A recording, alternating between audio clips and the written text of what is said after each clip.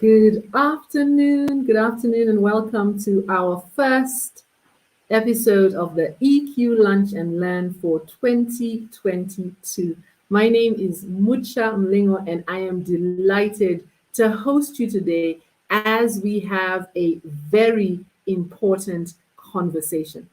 February is the month of love, but it's not only a time to remember the importance of love and compassion towards others, but to ourselves as well. For many people, the concept of self love may seem unrelated to the world of work, but as many psychology studies highlight, negative self judgment undermines job performance and increases stress, whereas self love and self compassion are key for mental health and well being, both of which are key to effectiveness at work. Self love, therefore, is a powerful career advancement tool. Welcome to this episode where we are going to explore the concept of self love. If you're joining us for the first time for this EQ Lunch and Learn series, you're very welcome.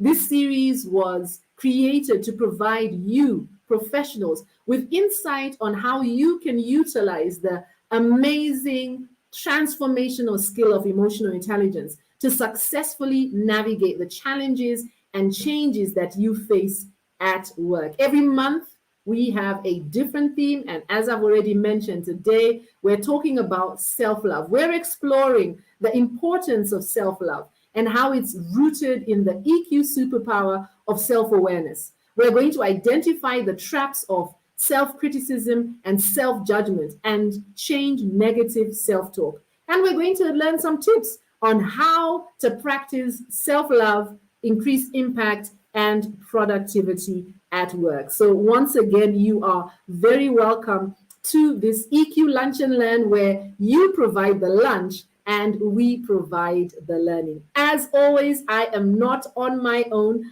I have a team of fabulous panelists who are going to help me have this conversation. And I would like to introduce each one of them to you. The first, a dear friend of mine, Alice Njambi, aka the Life Conscious Coach. Alice has a passion for coaching, which was born out of her own experiences. She wanted to sharpen her self awareness, discover her abilities, and step into her radiance and lead with intention.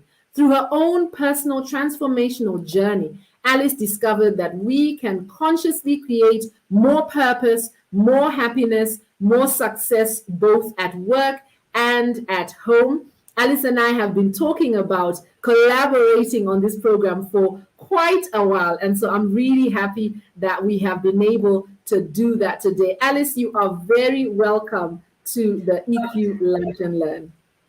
I'm so excited to be here. Thank you for the invite. Awesome. If you'd like to connect with Alice, you can find her on LinkedIn, and we've shared her a link to her LinkedIn profile.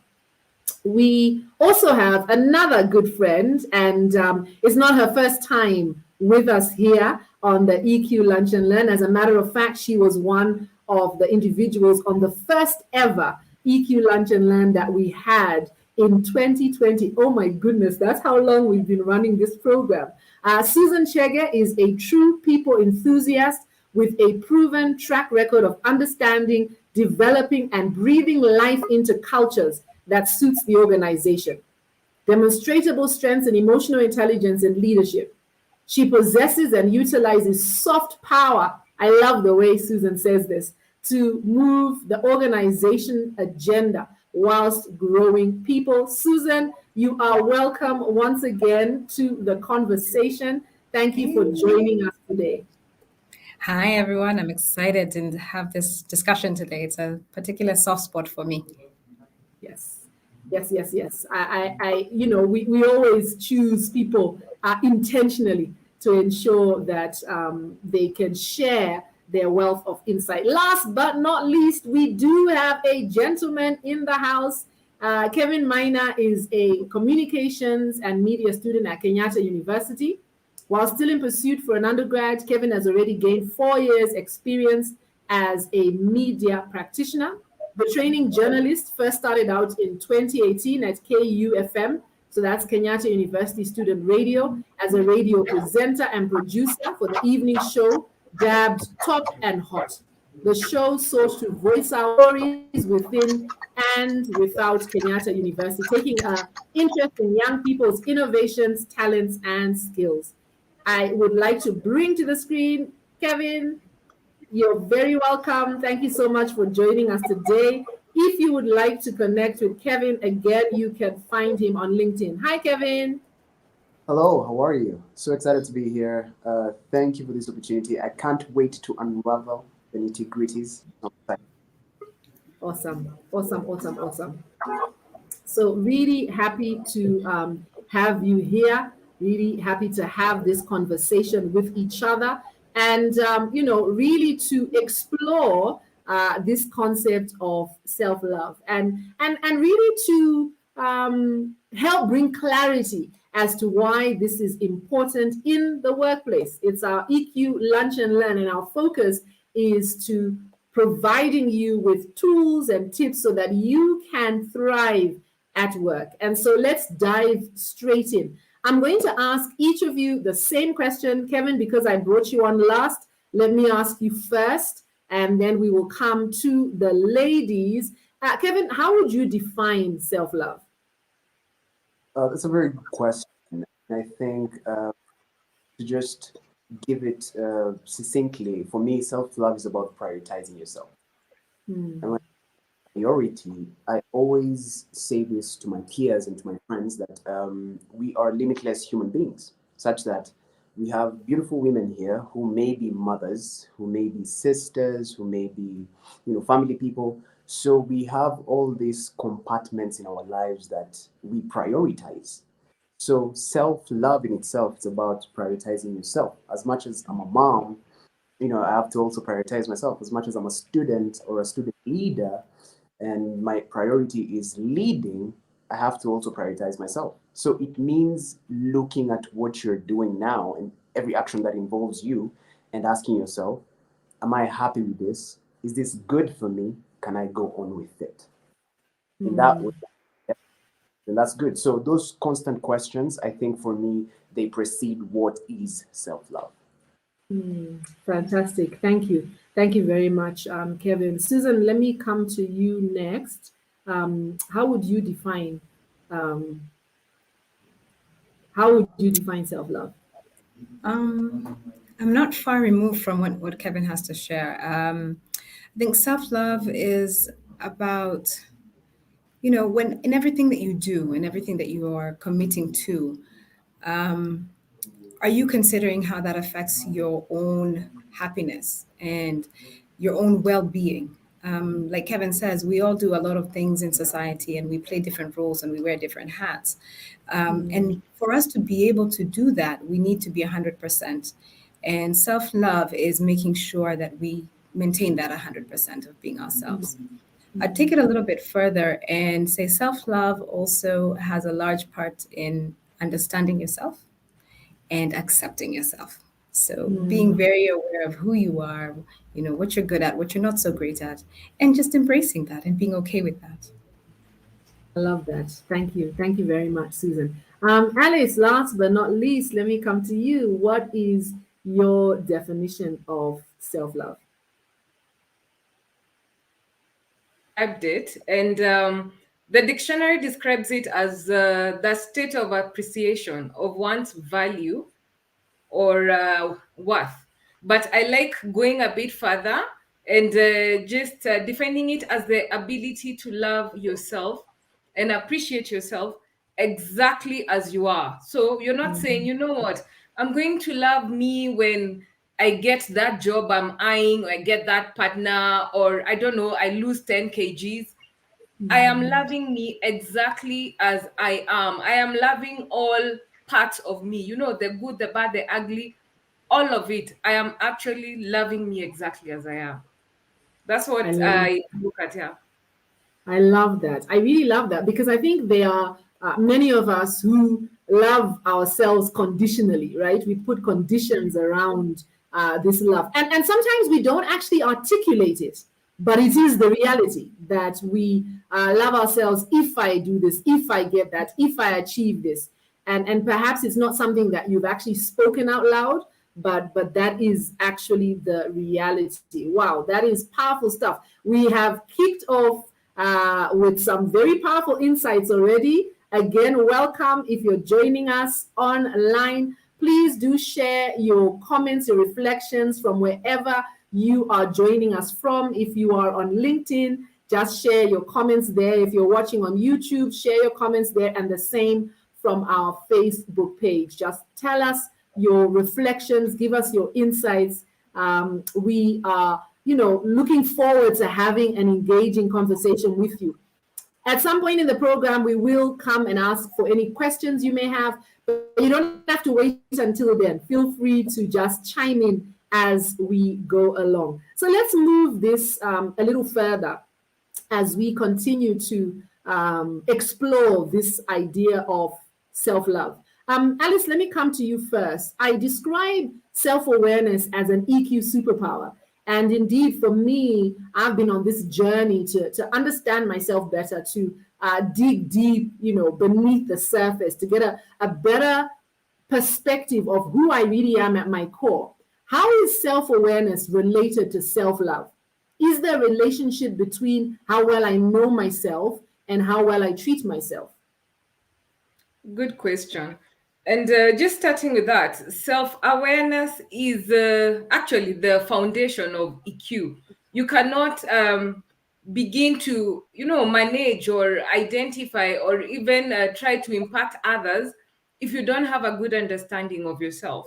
And the way I like looking at self-awareness is I love sharing this idea. Imagine you have this supercomputer that can do amazing things, but you've never taken the time to understand it, understand what kind of programs it has, and how to use them. So you'd be having this amazing machine, but you're not using it as much. Why? Because you haven't gotten the time to know, okay, so for this program, this is what I need to do. So I look at self-awareness the same way. Many of us just know about ourselves, and to some of us, we're just strangers to ourselves. Why? Because we've never taken the time to have a really good understanding of ourselves. So how is this related to self-love? Everything. You cannot love what you don't understand. You cannot love what you don't know. And for most of us, I think we struggle with self-love because we are not self-aware. We are trying to hide, our weaknesses. We don't want to show up like this, because we're afraid to be seen in that way. But if we take that time, to just get to understand yourself better, then you can be able to learn your strengths, leverage on them, understand what your weaknesses are, and minimize on them. So you are, like we were saying earlier, you're not saying, you know what, you've been invited to speak, but you're thinking, no, I'm not good enough because I can't do it. Why can't someone else do that? You understand, hey, you know what? I have something to share. Mucha invited me because there's something I can contribute to this conversation. But that comes from also how we are talking to ourselves. And that has to do with self-love as well. I mean, if you love someone, do you talk to them in a nasty way? Do you address them funnily? Are you mean? Are you harsh to them? So it's the same thing. The way you talk to someone you deeply love and appreciate, it's just the same thing about self-awareness. It's just, about self-love. Just talking to yourself the way you'd talk to someone who you really love. Yeah, thank you. Thank you very much for sharing that, Alice. You're so right that, you wouldn't speak to someone you love the way many of us speak to ourselves. And Kevin, I'd like to loop you in here so we can talk a little bit about this negative self-talk. How does what I say to myself impact how I treat myself and how I view myself and how I love myself? Yeah. And just as Ali said, I think just to expound on that, there is a way you speak to people that you love. And I think this is very much related to self-awareness. The people that we love kindly, even though we know weaknesses, even though we know the things that they're not good at, still, show that love because we're not judging them. And for me, to what Ali said about self-awareness, it's just about having that 360 view that I'm good at stuff, but I may be maybe not so good at this other stuff, and I don't need to judge myself. So just as she said, the way you'd look at someone that you love, hate, and not being perfect is the same way you should look at yourself. I think we are more quick to always judge ourselves because we are our harshest critics in some of these areas. But I think it should be like we are investing in self-awareness. We are getting ourselves off ourselves. So you're looking at yourself from a third-party angle and looking at this as a human being. I need to project as much love as that they can see. And self-talk. There's an example I love to give. Sometimes, and I got this from one of my favorite books called The Atomic Habits. Sometimes you wake up in the morning and you're like, oh my goodness, I need to do this, I need to do this, I need to send this speech, I need to talk to this friend. If you change that word of I need to I get to, I get to wake up in the morning, I get to call my friend. Such a tiny tweak into that statement makes a lot of. So look at how you just talk to yourself in your thoughts. How do you articulate them? And then if you have those bad thoughts, try and articulate them and let them sound that harsh so that you have to actually change them so that they sound beautiful to you. So it's just about having that 360 angle and viewing yourself from a third party so that you're able to project as much love through your words as you can. Wow, wow. Thank you. Thank you very much for sharing. I think this conversation around self-talk is really important. Many of us don't realize how nasty we are to ourselves in the way that we speak to ourselves, in the way that we describe ourselves. The reality is that there is a running commentary. There is a running commentary, this inner voice throughout your life, throughout the course of the day.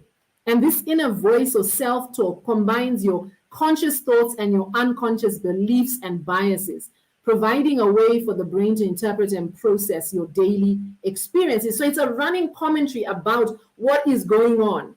And our self talk can be cheerful, as Kevin says, and supportive, or it can be negative and self defeating. And research shows that many of us have this unconscious negative self talk.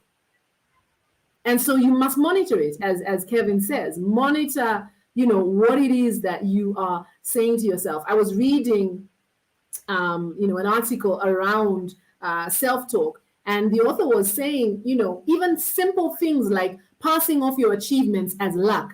Oh, I'm so lucky that I, achieved this, or I'm so lucky I got this promotion. Is actually negative self-talk because it's not luck, right? Yeah. It's because you applied yourself. Do you crucify yourself after failures? Do you become overly critical of yourself? Do you dwell in second guessing and undermining yourself? Because all of these actually are an indication of negative self-talk. And we need to change that. We need to catch hold of ourselves in that moment and change what we are saying to ourselves. Susan, I'd like to come to you, and as we continue with this conversation, what is the place of perfectionism? Because many of us like to define ourselves as perfectionists. What is the danger of perfectionism when it comes to self-love? Yeah, so perfectionism. Maybe we take a minute to think about what perfectionism really is. I don't know why many of us feel proud to call ourselves perfectionists. I guess it makes us sound like we're super achievers. But on the flip side, it also, perfectionists tend to be very intolerant of mistakes or error or, not necessarily being 110%. And I like what Kevin said about sometimes being our worst critic. And I think when it comes to self love and being a perfectionist, this is where you run into some real danger, because what it means is that whenever you don't hit 110%, you could be hitting 100, but when you're not hitting 110%, you step in as your best or your worst self-critic and you start nitpicking at every single little thing that went wrong. So I could be sitting here and I'm, oh my God, my hair is out of place, and losing the essence of what I have to share. And then what that happens is this vicious cycle of unforgiveness starts. So I start not forgiving myself. And then I start breaking down on my confidence because I say, then really, I was not qualified to be in that discussion. Then I start breaking that down further. And the next time that I get an opportunity to share, I disqualify myself before I'm even in the running. So it's great to be a perfectionist if what you mean by that is that you're an overachiever, or that you are not an overachiever, that you're an achiever, that you perform. But the moment your perfectionism gets into that point of place where you have little tolerance for opportunities to improve yourself or to grow or for feedback, then you're getting yourself into this self-loathing space that then really breaks down your ability to pursue opportunities anywhere. Pursue opportunities in growing yourself, getting out of your shell, stretching yourself a little bit, or even opportunities to celebrate yourself. You know, at the end of this talk, you'll say, wow, that was fun and we did great. No one will care that your hair was out of place. So, you know, perfectionism. You're checking. I think you're good. You're good. So I think perfectionism can give you that frustration and really break down your self-love and lead you down a road of a lot of self-loathe that then really impedes your opportunity to perform. Yeah. Yeah. Wow. Yes. Yes. Jump in. Jump in. Jump in. Jump Love in. what about giving the opportunity for growth and process. And I think we were having this discussion with my brother some time back because we were and we find it. Kevin is like we miss a word, then we get you back. I'm not sure why. It's like so every other word we Right. don't hear it clearly. No. So that those few words again, it's really Right. strange. It's in and out. Okay, there I heard you, but it's like we miss a word, then we hear you again. So I don't know what's happening. Carry on. We're good now. I'll try to talk slower. Go ahead. The brief sum of it is when you're thinking about perfectionism, it's less about there being a perfectionist. Perfectionism is a process such that you're still giving your best with what you have now, with the capability you have now. That's perfectionism, because people misunderstand it in such a way. I'm a perfectionist, so I'm going to sit down. If I'm a content creator, I'm going to sit down today and wait until I have that 600,000 equipment that I can now use because I'm a perfectionist and I want to give the best quality. I feel like perfectionism is a process. So that's the health of perfectionism. The other one of waiting and sitting and sort of saying, you know, I have to get the best so that I can provide the best.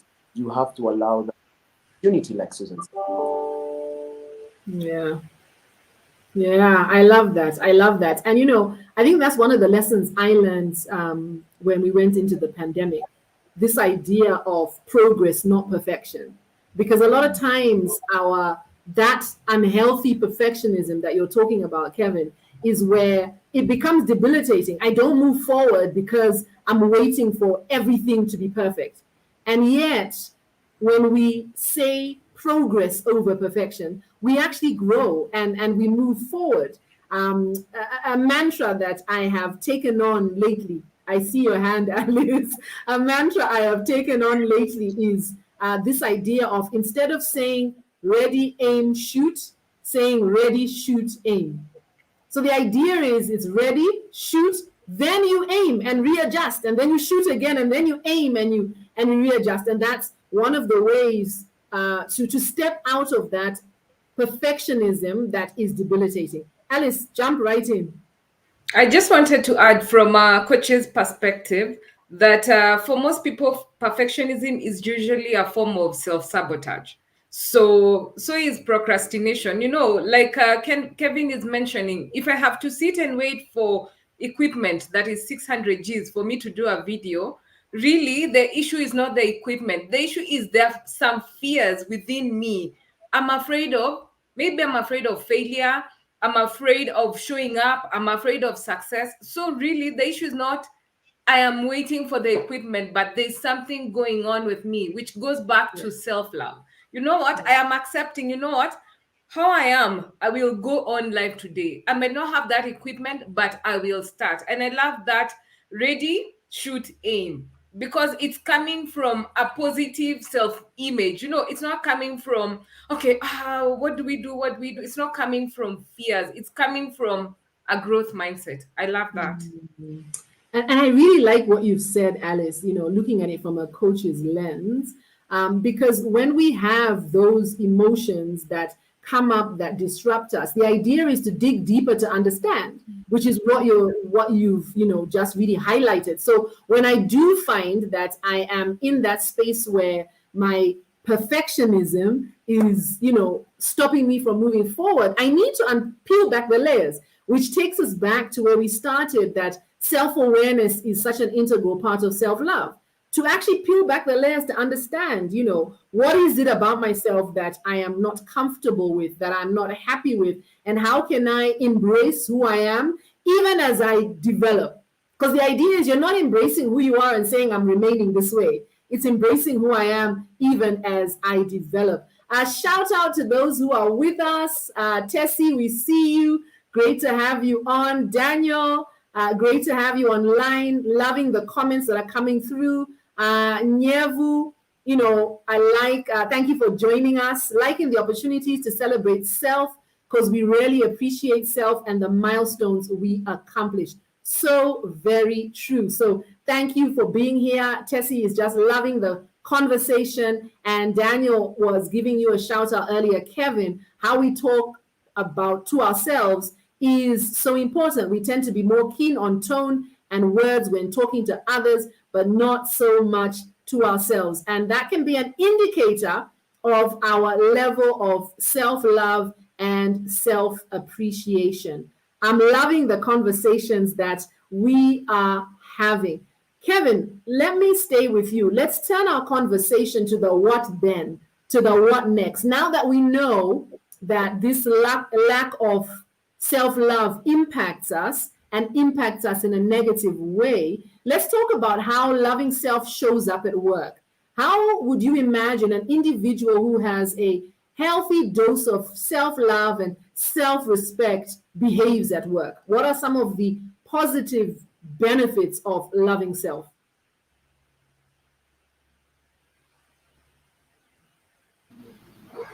Woo, we've lost Kevin. All right, so let me come to Kevin's having challenges with his sound, but I know he'll join us when we can. So let's put a pin in that question. Alice, I want to come to you. In your experience as a coach, what is your experience with the concept of self-love? How does it impact our ability to achieve our life and career goals? That's a good question. Let me start with an example. I have a friend who she has fainted in the office twice. Why? Because she's overwhelmed. She has a lot to do. She leaves the office at around she leaves the office at around midnight. Gets home at 1. By 6, she's in the office. She happened to have passed out twice, and she had not realized what she was doing to herself until her colleague asked her, "Do you love yourself?" And she thought, "What kind of a question are you asking me? That's such an obvious question."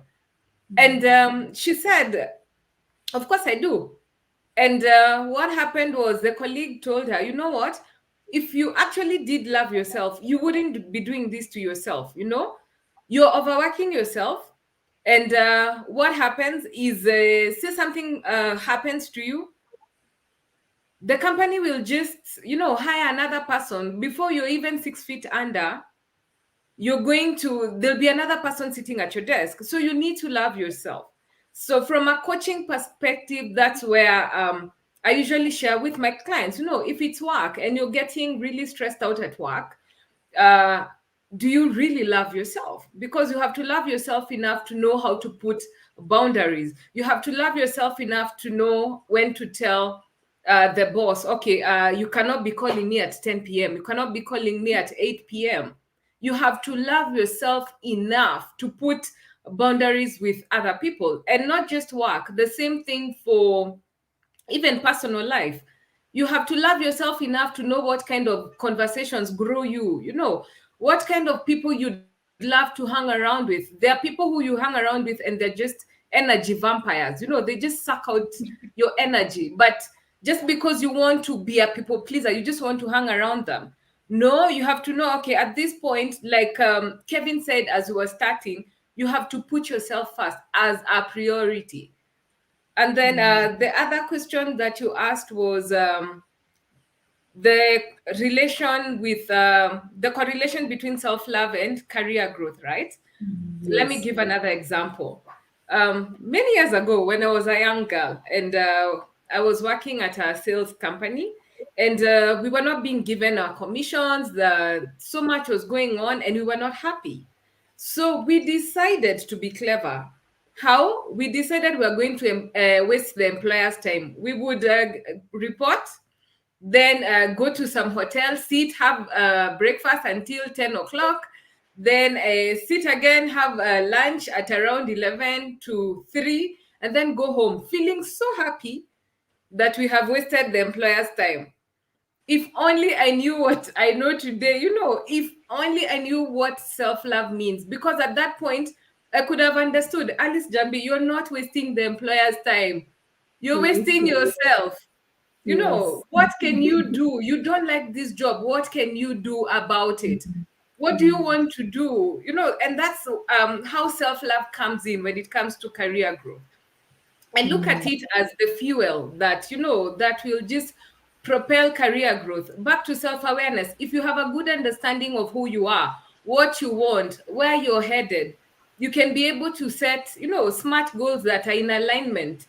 You can be able to choose organizations that are in alignment with your values. So you're not saying, by the way, I hate this job I'm in because they do this, but I'm there because I need the money. No, because most of us, we have that as an excuse. You know what? I really, really, really don't agree with my boss and we can't sit eye to eye, but I'm there, but I need the money. Back to self-love and self-awareness. Really, if I loved myself, I would not be putting myself in that kind of position. I'd be saying, yes, at least I need the money, but what can I do to move from this point that I am in today?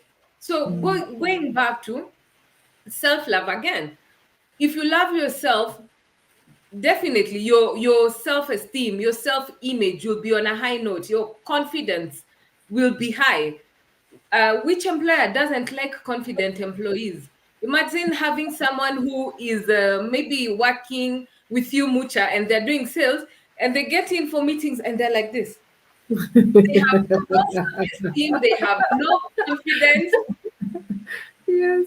and they're trying to sell something to a client. You want someone who will come in with good energy, happy Yeah. vibes, because they are feeling themselves. They want Yeah. to share, that energy with you guys. You're more likely to listen to that kind of a person Yeah. than someone who's just. So goes back to self-love. If you have self-love, it's highly unlikely that you'll be like, feeling just down most of the time, Yeah. No, because you have a 100%. good understanding of yourself and you know how to motivate yourself even on the times that you're not feeling that Yeah. good. So self-love and career growth actually go hand in hand. They do. I love that. Self love and career growth go hand in hand. You will be more successful when you love yourself because that builds your self confidence. And as we've already established, that's rooted in self awareness. Again, a shout out to those who are with us. Daniel Macau is liking your comment about energy vampires. He thought that was a really good one. We allow people to just drain us unnecessarily. Clara, we see you ready, shoot, aim. Yes, that has really become my mantra nowadays.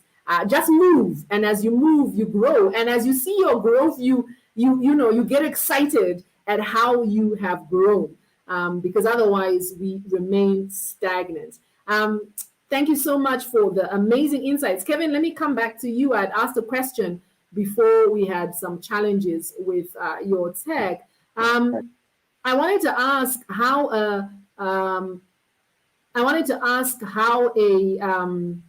an individual who has a healthy dose of self-love behaves at work. And I mean, Alice touched on this a little when she shared some examples. But for you, what is the evidence? How does someone with self-love, a healthy amount of self-love, how do they show up at work? All right. Hoping that you can hear me. Yes, we can. Yeah. So this is a good question because I recently got into, work, and I've been working at Nation Media Group for a while now. And I think what I realized is the work environment is it's a teamwork environment. So in regards to that question, I realize how you act at work, and this is in regard to empathizing with your colleagues and understanding why some behave like they do, why some are like they are. I think you cannot protect what you don't have, right? So if you don't self-love, you may not be able to sort of project your colleagues. And I think that's why some people show up the way they do. They're mean, they are not understanding, they're very selfish because they do not understand the whole essence of self-love.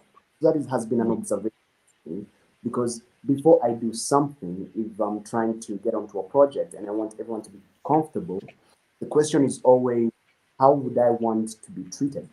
And am I ready to project that to my colleagues? So I think showing up is in regards to self-love. You may not be able to show up at your best or at a way that favors everyone, including yourself, if you do not understand the essence of what you don't have. And that's why self-investment is so important before you can start exuding that energy to work. Yeah, I agree with you 100%. Susan, I see you nodding. Did you want to chime in on that point? I think I want to chime in on both of their comments, both what Alice and Kevin said. And I have been accused of being a very rare HR person because I encourage people to leave. If it's not working for you, leave. And it's, employer-employee relationship is a mutually beneficial relationship, or that's how it should be. So the moment that it is not working for you, it's no longer true to you, the values of the organization don't align with yours, or the expectations in terms of, picking up phone calls at 10 p.m. no longer align with yours, I actually encourage people to leave. You go ahead and leave and pursue what is true to you. And and I'm not going to say, oh, I hope my employer is not on online. I hope my employer is online because this is of benefit to the organization. You do not want employees who are not switched on. They're not being authentic to themselves. They're not expressing self-love. They're not practicing self-love. Because once you're not in that space of self-love, then you're not able to give of everything that you have. So I really liked that comment that, self-love, it goes hand in hand with career growth because it will tell you when it's time for you to leave. It will tell you when it's time for you to step in. So I was smiling at that comment and just thinking how true it is and how I personally promote that. And I know I have guys from my organization online. So yes, that's my message to you.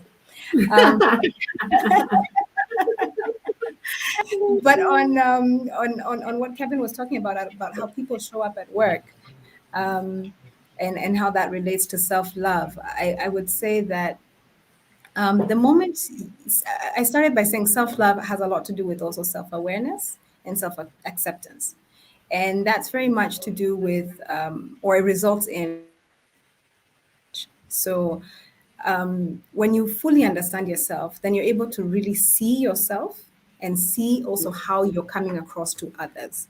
And that's important in the workplace as well, because then you're able to know what your strengths are and you're able to know what your areas of improvement are. I don't like using the word weaknesses. It's an area for improvement. So you're able to really fully understand yourself. And by understanding your strengths, then you're able to know what you can help leverage off of to propel your career, to perform better in the organization, and in essence, help the organization meet its goals. If you're fully aware of yourself, you have a healthy self image, you equally know what your weaknesses are. And therefore, you're receptive to feedback. You're receptive to training opportunities, to mentoring opportunities, to opportunities to develop yourself. And that only comes across if you have that clear picture, a healthy self image. And I emphasize on the word healthy because we do have Healthy. who have Yeah. self images that make them walk into the boardroom thinking that they know everything. And then that really blocks off their opportunity Yeah. to be Yeah. of use to anyone. So I say a Yeah. healthy self image. And Yeah. that confidence will give you the willingness to try, which benefits you as a person trying to develop their career, but also benefits the organization. So as an organization, self-love in an employee is a major plus. I think often we think as employers, we're thinking, oh, if they're living out their self-love, they're going to be selfish and they're always going to be thinking about what's in it for me. And that's not necessarily a bad thing. You need your Yeah. employees to think about what is in it for me so that they can plug in and give it their all. And then your self-love becomes a very important tool in high productivity. I love that. And, I like this statement: love yourself enough to leave toxic relationships, to leave toxic spaces, and to leave, I think that's meant to be to leave toxic workplaces. So love yourself enough to leave, to actually set those boundaries, as you said earlier, Alice. Again, a shout out to those who are with us online. Evelyn, Ngatia, great to have you here. It's interesting that many see working late and picking late night work calls as a point of pride. It's not self-love.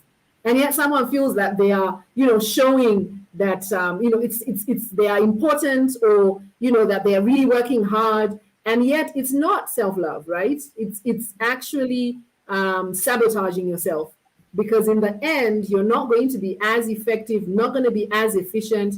And ultimately, it will tell the tale, either when you start having challenges from a mental health perspective, or challenges from a physical well-being perspective. Wow. If What I may, rich Mucha, a conversations. quick Yes, one. yes, Just dive to in. what Evelyn is saying, it actually is a sign of poor self-management. So you have failed to manage the boundaries. You have failed to manage people around you. You have failed to manage yourself and your output and the expectations that people should have of you. Yeah. So, at the moment you keep staying in a toxic situation, whether in work, whether in relationships, whatever it is, it's a reflection of poor self-management. Yeah. And I think for me, again, all of this revolves around developing greater self-awareness. And allow me now to just say that if you are a professional woman who's ready to, you know, dig deeper and you want to understand yourself better, we have a free gift for you: our self-awareness tips for professional women. So let me share, we're going to share the link now, and you can download this free gift.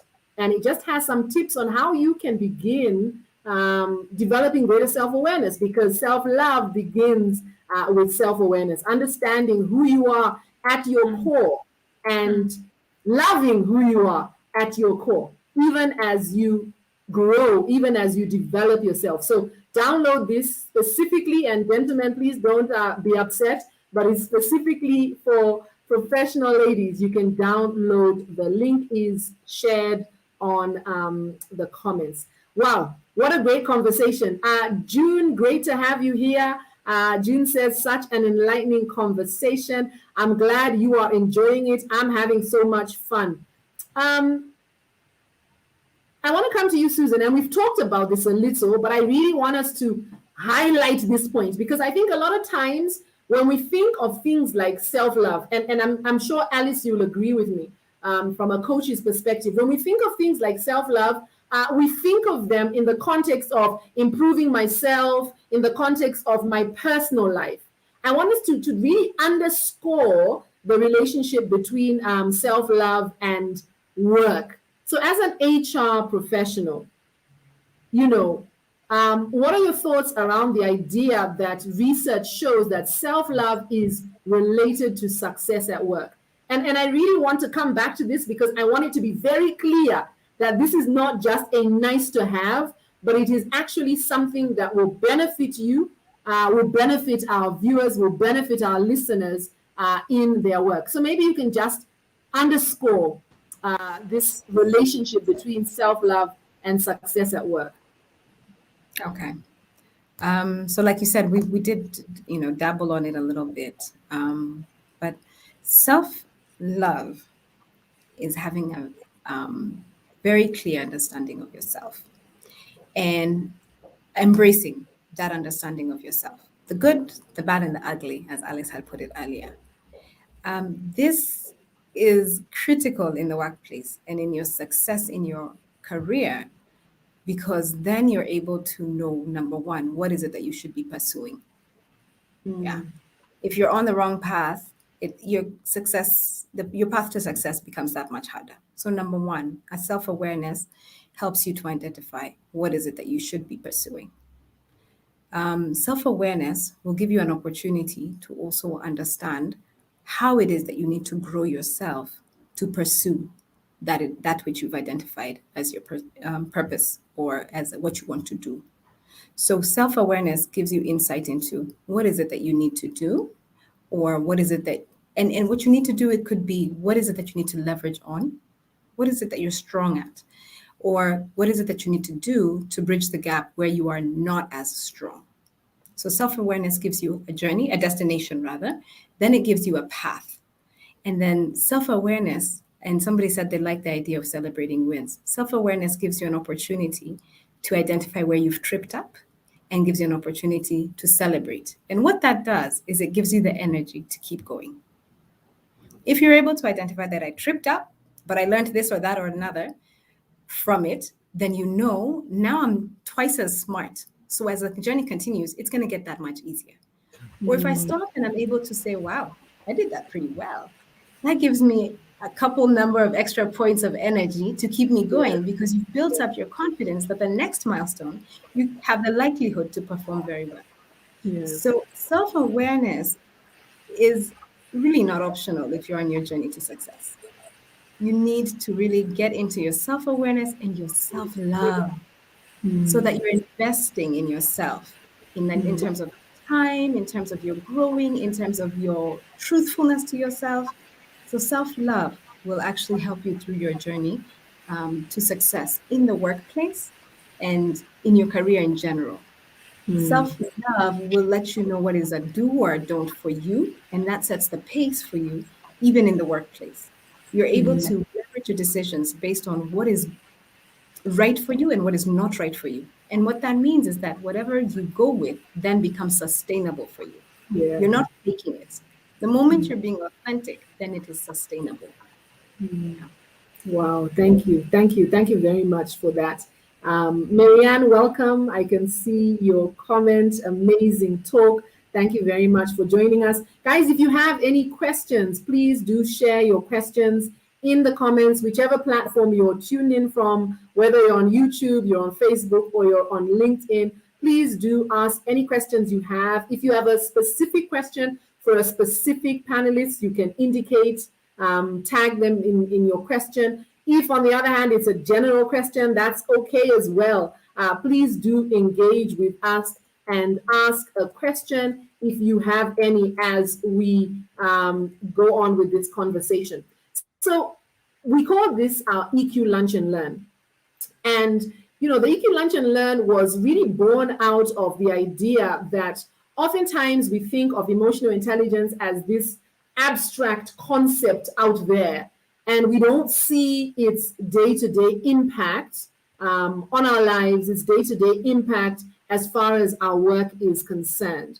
So, Susan, if I stay with you, what is the relationship between self-love and emotional intelligence? Thanks, Mucha. Yeah, like you say, a lot of times we think EQ is this big mystical science that you have to have done 10 years of schooling for, and then there's a practice that's for special people. Imagine it's not. Yeah, yeah. Yeah. So just to break down, what is EQ? So EQ, and we've said it here so many times, EQ, the foundation of EQ is self-awareness. So just getting to know, really know who you are. And then we said it, I think somewhere in there we talked about self-management. So once you know who you are, it's being able to understand, okay, who am I? How do I show up? And then how can I manage better how I am showing up and how I'm processing what I'm feeling, or how I'm processing how I'm responding to certain things. Yeah. Emotional intelligence is, how do I drive myself? Yeah. How do I motivate myself towards whatever it is that I need to motivate myself towards? And then social skills, like emotional intelligence is, who am I when I'm in that room? How am I relating with others? How are they relating with me? And how am I able to put myself in their shoes? The empathy part of it. How am I able to understand them? And it's just being able to tap into that part of yourself is what EQ is. And so when you ask me how does EQ relate to self-love? First of all, I'd like to say that we are very focused on understanding EQ so that we are good to others. Yeah. Yeah, I'm yeah. learning how to self-regulate so that I don't offend Kevin. I'm Mhm. learning how to how to motivate myself so that when Alice has a project, I'm able to jump in on it. And Mm. this has been a good discussion to kind of slow it down and say, you know what, EQ and self-love go hand in hand, because you need to practice some EQ for yourself. Yeah. You need to be forgiving of yourself. You Mm. need to take time off for yourself. Mm. And you need to then in return, you need to have self-love so that you can practice EQ outside of yourself. Mm. I Yeah. think that's I love that. I love what you've just said, Susan. I think it's so true that we do endeavor to practice EQ for others. For those of us in the coaching space, and the three ladies here on this platform are all coaches in the EQ space. For those of us in the coaching space, oftentimes we want to learn about EQ for the benefit of others. I always share, and one of my podcasts, actually speaks about my journey of discovery and coming to a place where I realized that this EQ was actually for me, towards me, more than for anyone else, right? And I have been the biggest beneficiary. I think one of the reasons why I am so excited about emotional intelligence is because it's transformed my life. And I know, Alice, talk about the same for yourself, and yeah. Susan, I'm sure it's the same for you too. And so it's shining that light inward first. And when we love ourselves, when we are able to shine that light inward, and I think, Alice, earlier you talked about, loving even what's not so pretty about ourselves. When we shine that light inward, then we can begin the work of making the necessary adjustments, making the necessary changes. But if we aren't shining the light, we don't see, and we are tripped up by this lack of self-love. Mina, there's a question for you here. What do you do when you love someone who does not love themselves? And how do you help them love themselves even though they love you too much? Woo! What a question. Mina, coming straight at you. Marianne Shai. Yeah. Wow. Can you help someone to love themselves? Let me just read that again. What do you do when you love someone who does not love themselves? And how do you help them? How do you help them even though they love you too? Wow. Yeah. That's a You need to loaded question. marinate on that a little bit. Yes. Yeah. But really, to Miriam, I think there's something that I shared earlier about you cannot give something that you don't truly. I think for someone who does not love themselves, and if that's true, I would love to know how to quantify that, to know that they don't love themselves. But for someone who, I think many of us have this idea of what love looks like, right? So there are people who say, I love them, but I don't love myself. I don't think you truly love them or understand even the how to love them as you are supposed to. I think they have idea, maybe from movies, from wherever. They just have this idea of what love is supposed to do. And I think when you are interacting with this person who claims to love you but doesn't love themselves, you even note that they don't love themselves by how they're loving you. And I think that's how they don't love themselves because, sense, although they love me so much, there's something missing in that love, and it could be the reflection of they portray themselves. So these might be someone snaps you when because they don't understand that as when I someone Kevin, we're myself. really losing, like yeah, we're really losing you. It's like there are words we Also hear, then there's words we don't hear. Carry on. that all right, yeah. So I think it's about understanding. when you're closer to the mic, we can hear you clearer. So it's like when you move back is when it gets a bit distorted. That might cut my frame, but Go ahead. as I'm saying, I think you even now start to they don't understand what empathy is because they do not project that. So to think, can you help someone love themselves? I think you can just tell them about self-love, but it has to come from them Yeah. because something, it's the words that we were using that you can't really hold and touch, but they come from within, So I think Yeah. guide them how to, from your own experience on self, but Yeah. you can't really make them love. So yeah. Yeah. Yeah. Fantastic. Alice, I noticed that you wanted to jump in. Yes, please go Yes, ahead. Please go I am ahead. going to jump into this Yes. conversation. Yes, please go ahead. Yeah. And I wanted to agree with Kevin. And the first thing that we need to understand is you cannot rescue someone else, you cannot save somebody else. So they have to do that for themselves. They have to get to a point where they love themselves. So what can you do? Perhaps help them to understand that and to just shed the light on that. But there's nothing you can do as Marianne apart from just shining that light for that person to understand. And I also wanted to add something else. When you have someone who's loving the other person too much and loving themselves not as much, it's usually coming from an unhealthy place. It's not a healthy attachment. What they're doing is they're projecting the love that they want, this self-love that we're talking about. They're hoping to find it from you. So what that means is it can easily turn into an obsession. It can easily turn into you being overwhelmed in terms of this person does not give you space. They're always in your space. They want to hang out with you. They want to do things with you until you get to a point where you're feeling like you're being like you have no space, you can't breathe. Then what do? You push them back because you're thinking, hey, I need space. Then when you push them back, they see it as rejection, which hurts them even more. Why? Because they're hoping to get something from you that only they can give themselves. So, how can you help this person? By just helping them understand that they need to learn how to love themselves first. You can point it out in an easy way.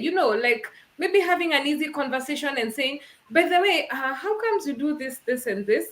And what I've come to realize is when you ask someone about maybe how they grew up, their childhood, it's so easy for them to connect. Oh, by the way, I don't love myself as much because maybe I didn't get the kind of attention that I wanted from my parents. So here I am trying to get that attention from you. Yet I now I understand I can only get that from me when I give myself that attention. I can only get that appreciation when I appreciate myself, when I validate myself. Because what happens is when you start looking for other people to give you this self-love, to appreciate you, to validate you, you'll always be running on empty and just waiting on people to, to pour into you. So that means you're like almost dependent on the other person. If they don't say something nice about your hair, my goodness, the whole day you're in a Yes. you know Yeah. you have like this hairstyle that is rocking.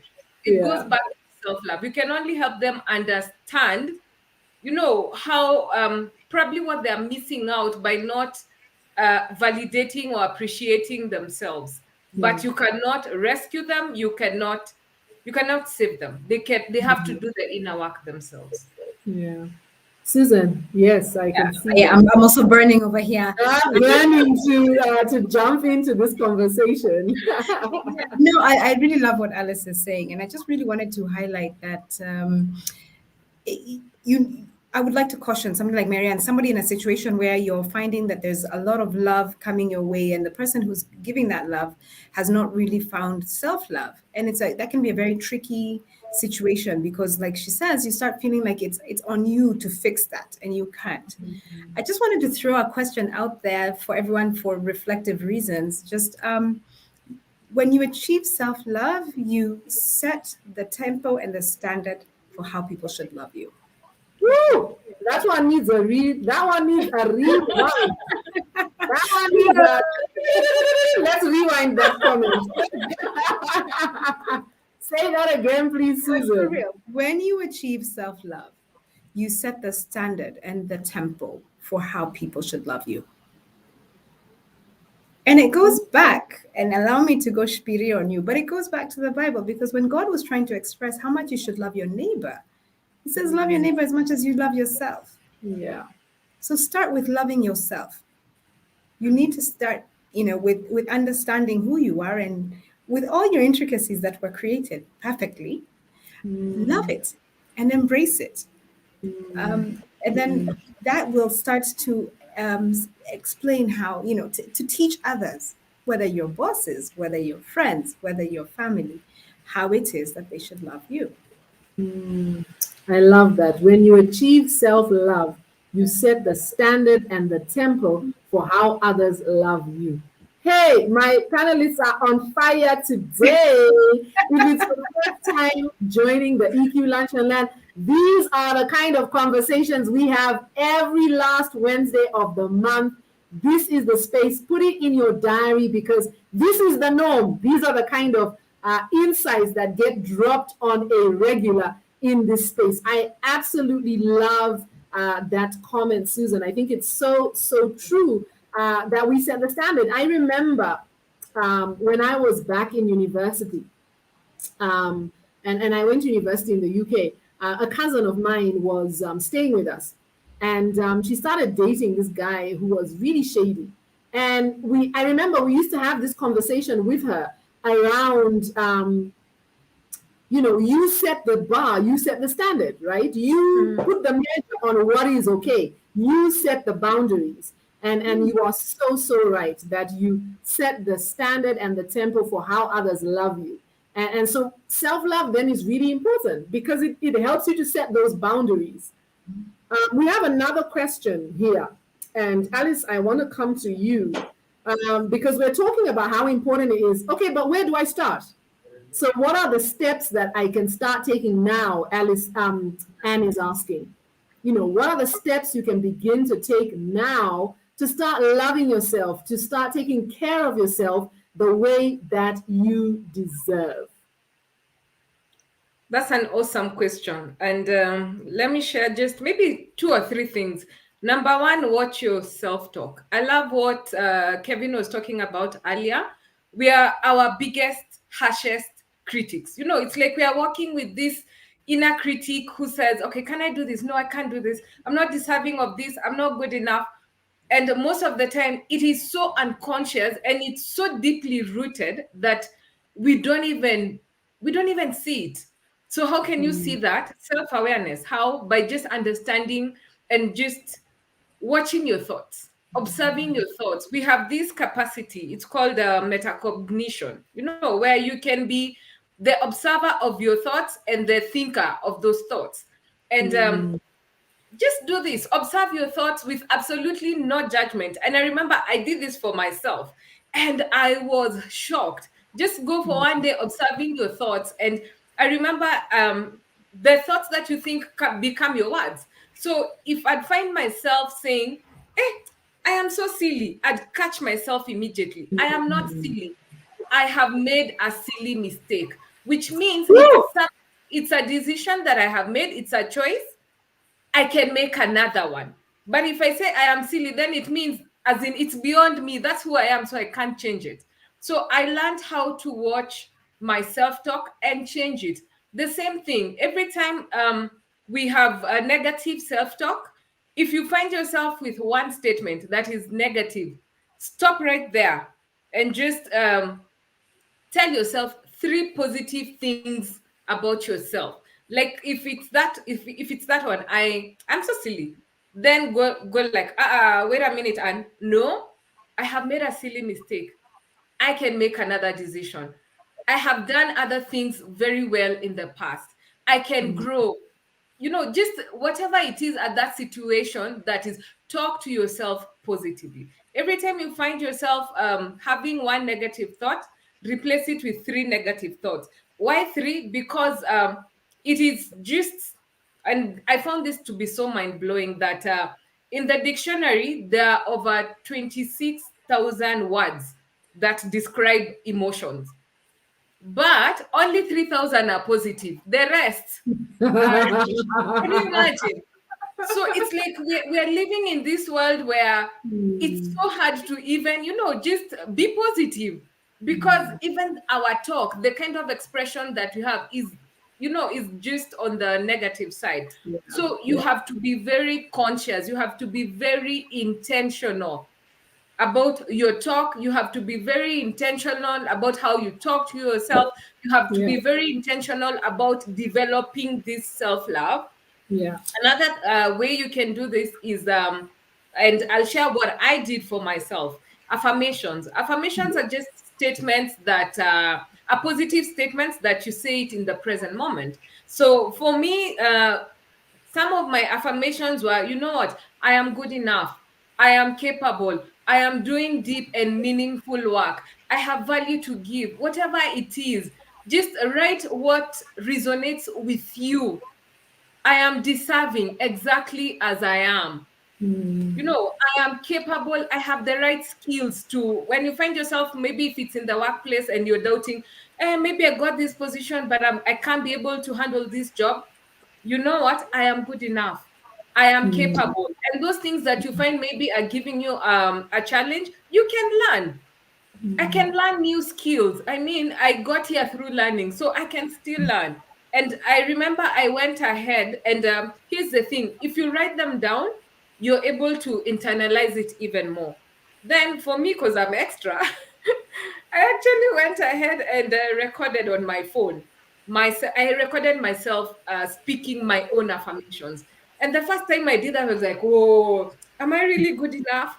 Am I deserving?" It hits you different when you hear yourself speaking those words. And I remember I used to listen to myself until, because it's initially it's a bit of a challenge, because we are so wired in a particular way. That inner critic will be telling you, really, are you good enough? Look, you did this, you did this, you did this. Hey, but here we are coming in extra. We have a voice that is telling us, you know what? I am good enough, and I am. And here's how the mind works. It works. The mind learns through repetition. So even Yeah. the fact that you're at a point, maybe I'm at a point where I'm telling myself I'm not good enough, it's because of experiences that I've had that made me look at it that way.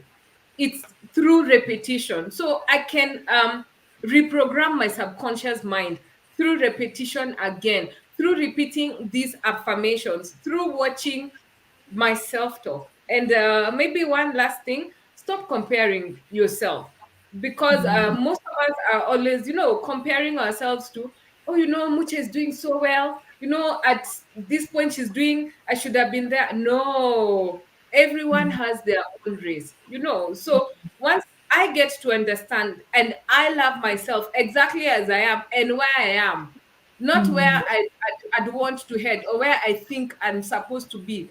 Biletu Nico, I just love myself exactly as I am, and I run my own race. It will be easier for me to learn how to embrace myself. And I guess last Wow. bonus, just be kind to yourself.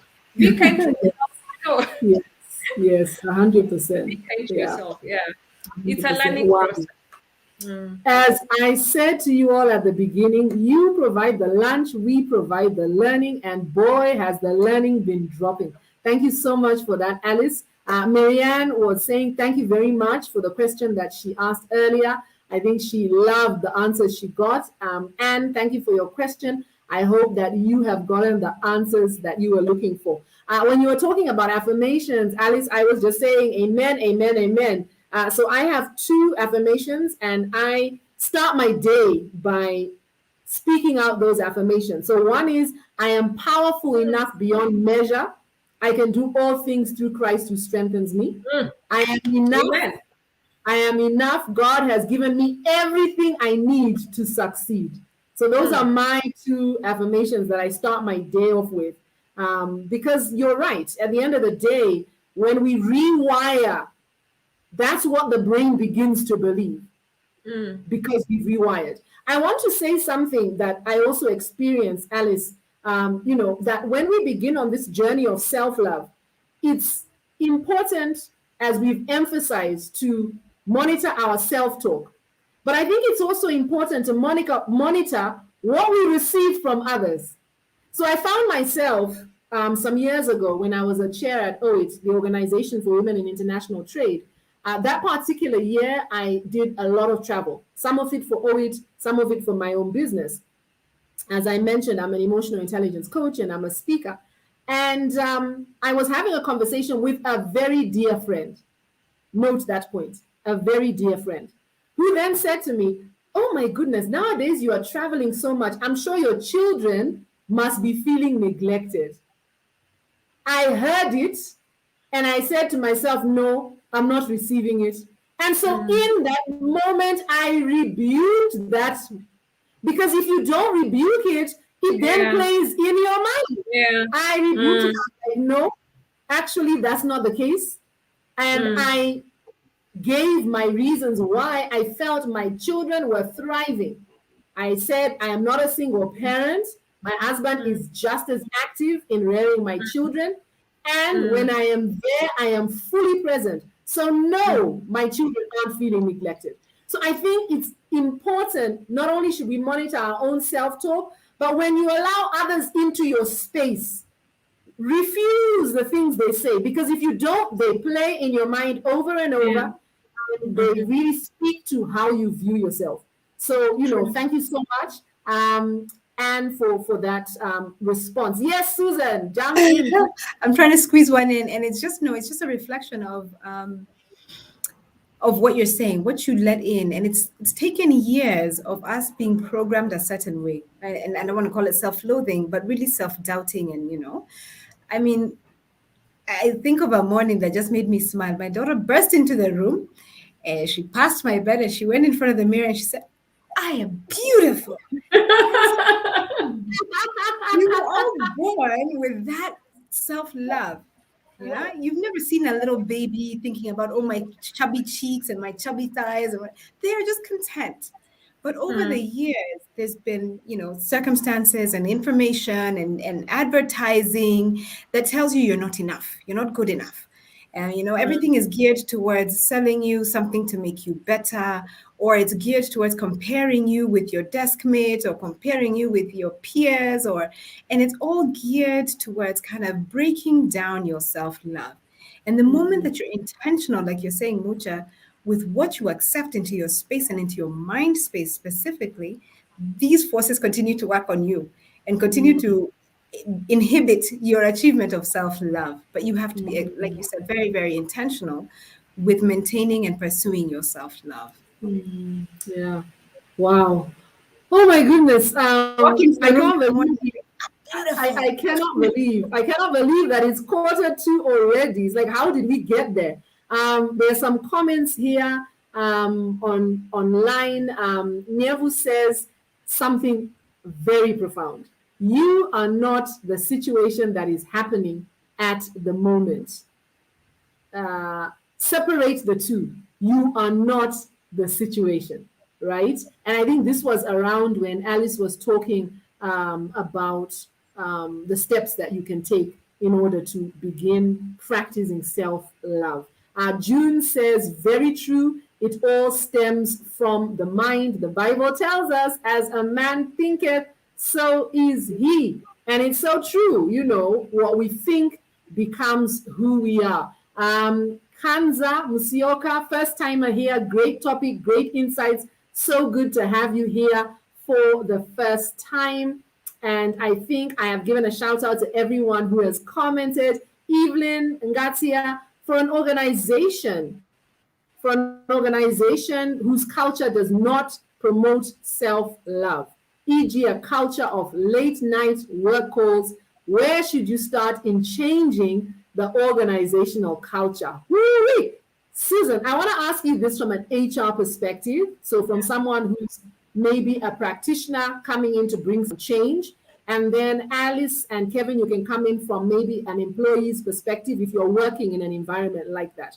So Susan, let's hear from you first. That's a hot one. And like Mucha said, I'm very much a people and culture enthusiast. And cultures take a long time to build, and therefore it takes a long time to also change them. And the biggest buy-in you're going to get when you're trying to change a culture is the proposition. What is the value in changing how we've been doing things? We've been doing things for this many years, and it works. So highlight where isn't it working. And I'm speaking to you, Evelyn, as a leader in an organization, because I do have a little bit background of where you are. You start as a leader demonstrating what it is you're losing by promoting a poor culture, a culture that is not promoting self-love. Then you as a leader start by stopping those phone calls. If you're not necessarily in a leadership position, you do set the tempo for how people treat you. Stop being available at those hours. No one's going to fire you for not picking the call at 8 p.m. They really will not. They really cannot legally fire you for not picking a call at 8 p.m. So you start with the little things, setting your boundaries. As a leader, you practice what you're preaching. Identify that what you're doing is not productive at all. Because if you're talking to someone at 8 p.m., you're giving them an assignment, which means that at 9 p.m., after they've eaten, they're opening up their laptop and they're going to work for the next 3 hours. Then you want them at their desk at 8 a.m. Do you really think that person is going to be productive? They're not.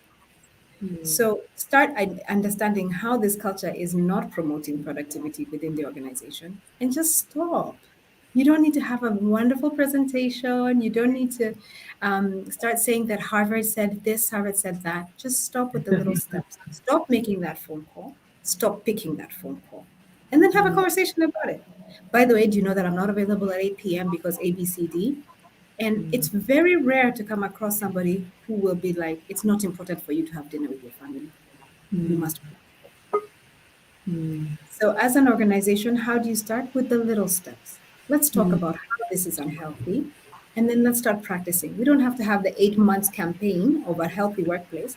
Let's start with the little conversations. Guys, it's no longer healthy to talk at this time. Guys, it's no longer healthy to set a meeting at 6 p.m. It's not. Start having the little things moving and start practicing the little things. And that is what will influence culture. I love it. I love it. I love it. Thank you very much for that, Susan. And I think I really like what you said, that it doesn't have to be a big campaign that we're doing a culture change. I mean, that's important and it has its place, but we can just start with the little things, and we can start where we are with the little influence we have. Sharing in the comments, or we're sharing in the comments, another download that's specifically for HR managers. If you are an HR manager and you want to power up your EQ skills, you want to begin changing the narrative in your organization, there's a download that we've shared with you. Please just check it out, and it gives you some tips on how you can begin where Susan says, with the little things. Thank you very much. And Evelyn says, well said, Susan. Alice, Kevin, your thoughts quickly on from an employee perspective. So I don't have the authority. I'm not a leader. in my space as an employee, can I begin to change this culture? What do you guys think? Let me start with just the other day, I was having a conversation less than 2 days ago with a friend, and they were mentioning how their manager, their boss, when they makes very snide comments when it comes to 5 o'clock and people are planning to leave, he always says something like, yeah, the people who leave at 5, such that people are feeling like it's wrong to leave at 5 o'clock. Like you should be leaving at 6 or 7 so that you can show how hardworking you are. And I remember we're having that conversation, and I really love this question because it's in line. And I was telling her, as an employee, so long as you know your value, it's not about leaving at 5, but about your productivity. Yeah. How have you, what's your value, what have you put in? If you know and understand, and you can be able to defend that, then you have absolutely no issues waking up even when the boss says, the people who leave at 5 o'clock. You pick your handbag, close your machine, and say, guys, And you see you go. tomorrow. And not sneaking out. You go. Like, yes. Exactly. You go because you understand what kind of value, what kind of, you have good performance, what kind of productivity you're bringing into the office. So it's not about leaving at 7 so that you can show the boss how hardworking you are. So it goes back to self-awareness. Do you understand yourself that well? What kind of energy are you bringing into that place?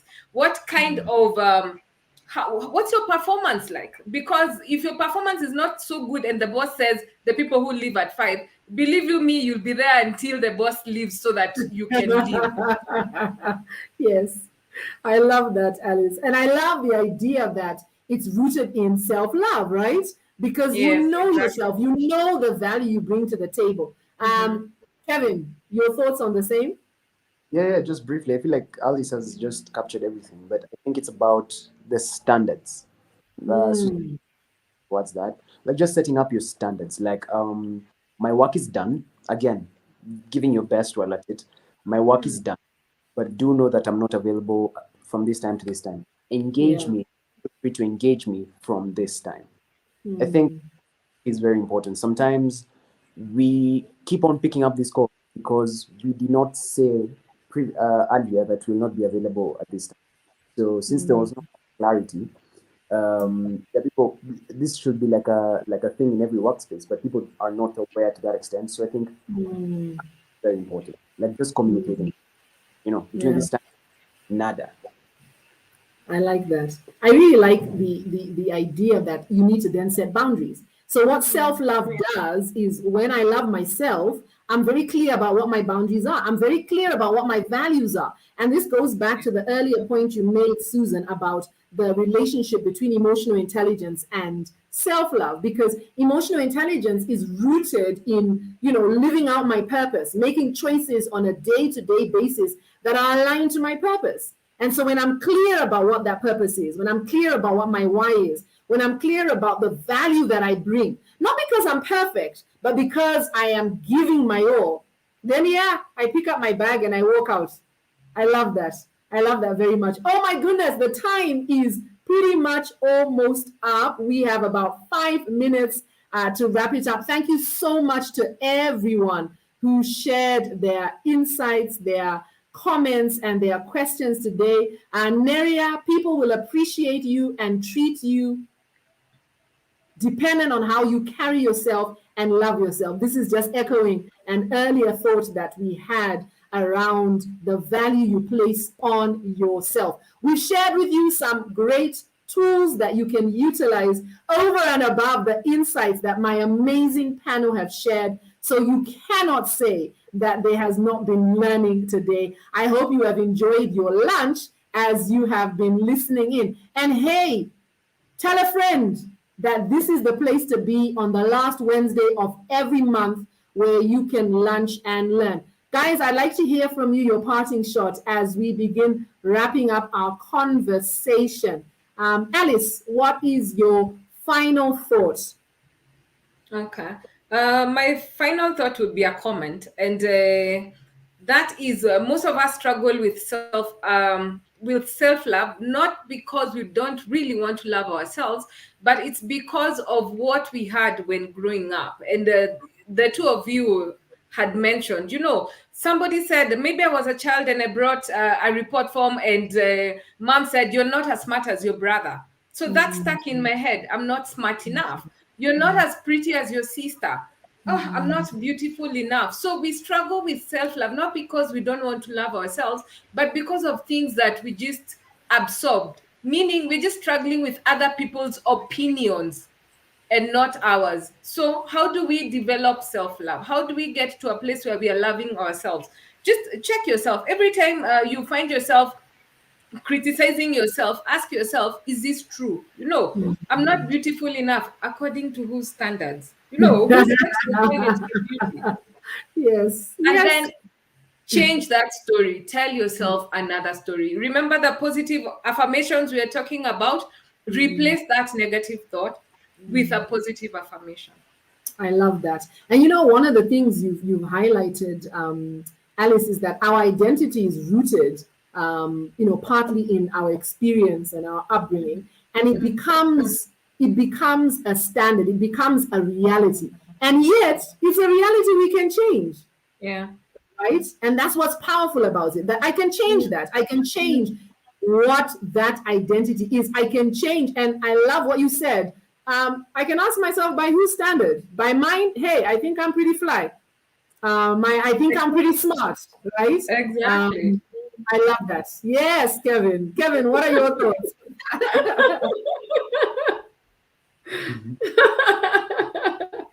For me, it's just when you talk about self-love, Alice said, check yourself. For me, what I'd want to add again is automate the process. Automate the. So we always set goals like, this year I'm going to love more. I always say, when you set the goal, set the system for that goal. So it's like more. But what does that mean? It means every day I wake up, I do a dance, I work out, I go out, friend that even. So automate the process so that you don't constantly have to think, am I loving myself? You just know, every day I wake up and I do a dance, I am loving myself. So I'm getting to that energy. So you create cues that just help you to love yourself. So automate the process. If you're having a hard time on social media, make it such that by 10 p.m. I'm out of social media. By this particular time, I'm out, I'm doing something serious on social media. So automate the process of self-love. That way your brain will automatically always be in that process of loving yourself, and you can focus on building yourself in other areas of your life. Wow, I absolutely love, love, love that point. Guys, it's amazing. One of the things I love about this Lunch and Learn is that not only am I moderating, but oh my gosh, I'm in class, I'm learning. Also make the process of self-love. I absolutely love that. And, you're so right. Let it be a systematic thing. Like I said, I wake up in the morning and hey, after I have my devotion, I'm speaking, positive affirmations to myself. So yes, make it like a process that is standard. I absolutely love that. Before I come to you and your parting shot, Susan, as we close, I see a comment from Evelyn. She's agreeing with Alice's earlier point. And she mentions a very important point that I want us to highlight.